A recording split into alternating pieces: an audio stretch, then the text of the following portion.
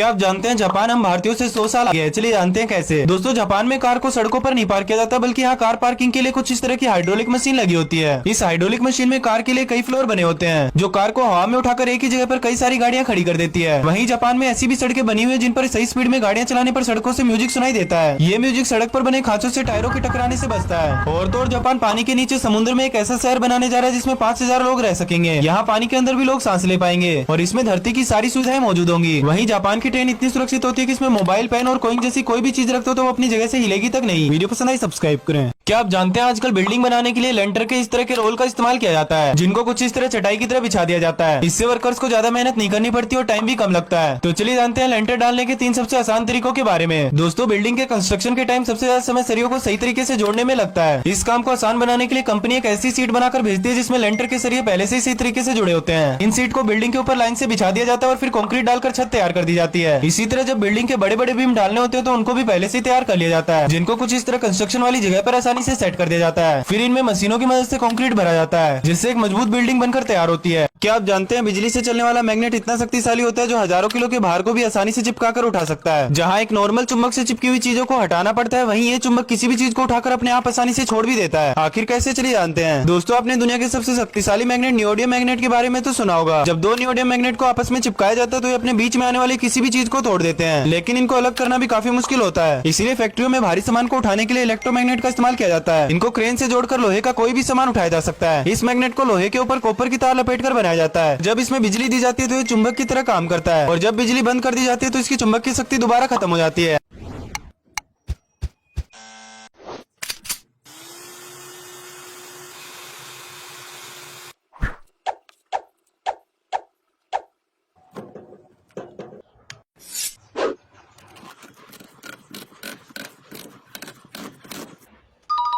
क्या आप जानते हैं जब एक प्लेन टूट जाता है तो उसे टेप की मदद से चिपकाया जाता है और इनको उड़ान भरने के लिए भी भेज दिया जाता है। लेकिन इतना भारी प्लेन एक टेप की मदद से कैसे चिपक जाता है? और तो और आपने देखा होगा कि प्लेन की खिड़कियों में एक छोटा सा छेद बना होता है। आखिर ये क्या काम आता है, चलिए जानते हैं। दोस्तों एरोप्लेन को चिपकाने वाला टेप कोई नॉर्मल कागज से नहीं बना होता, बल्कि एल्यूमिनियम से बनता है, और एरोप्लेन भी पूरी तरह एल्यूमिनियम का ही बना होता है। इस टेप को एयरक्राफ्ट स्पीड टेप कहा जाता है, और इस टेप का इस्तेमाल तभी किया जाता है जब एरोप्लेन में छोटे मोटे क्रैक्स आ जाते हैं। ये टेप हवा के दबाव को झेल सकती है, जो प्लेन को पूरी तरह सुरक्षित रखती है। वहीं अगर प्लेन की खिड़कियों में छोटा सा छेद नहीं होगा तो प्लेन गुब्बारे की तरह फट जाएगा, क्योंकि इन छेद से ही प्लेन के अंदर हवा का दबाव मेंटेन रहता है। और इतनी ऊंचाई पर प्लेन की खिड़की को पूरा खोल दिया जाए तो लोग ठीक से सांस भी नहीं ले पाएंगे। क्या आप जानते हैं हिंद महासागर में सुनामी और तूफान आने से चेन्नई शहर का एयरपोर्ट भी पानी में डूब गया है, और अब इस शहर में रेलवे स्टेशन पर भी ट्रेन नहीं बल्कि पानी भरा हुआ है। और तो और तूफान के चलते चेन्नई शहर के अंडरपास और सबवे भी पानी से भर चुके हैं। आखिर यहाँ तूफान और सुनामी किस वजह से आ रहे हैं, चलिए जानते हैं। दोस्तों तमिलनाडु में भारी बारिश के चलते पहाड़ों पर भूस्खलन की संख्या भी बढ़ गई है और जगह जगह जमीन और रोड पानी में बह रही है। इस राज्य में सभी लोगों को समुद्र तट से दूर रहने का रेड अलर्ट जारी कर दिया गया है। वहीं चेन्नई शहर की हालत तो इतनी खराब है कि एयरपोर्ट पर हवाई जहाज भी पानी में डूब गए हैं और यहाँ की सड़कों पर कार भी तिनके की तरह बह रही है। तमिलनाडु में तूफान आने का कारण बंगाल की खाड़ी में उठ रहा चक्रवाती तूफान मिचोंग है। ये तूफान धीरे धीरे तट की तरफ बढ़ रहा है, जिससे इन इलाकों में बारिश और सुनामी जैसे हालात पैदा हो रहे हैं।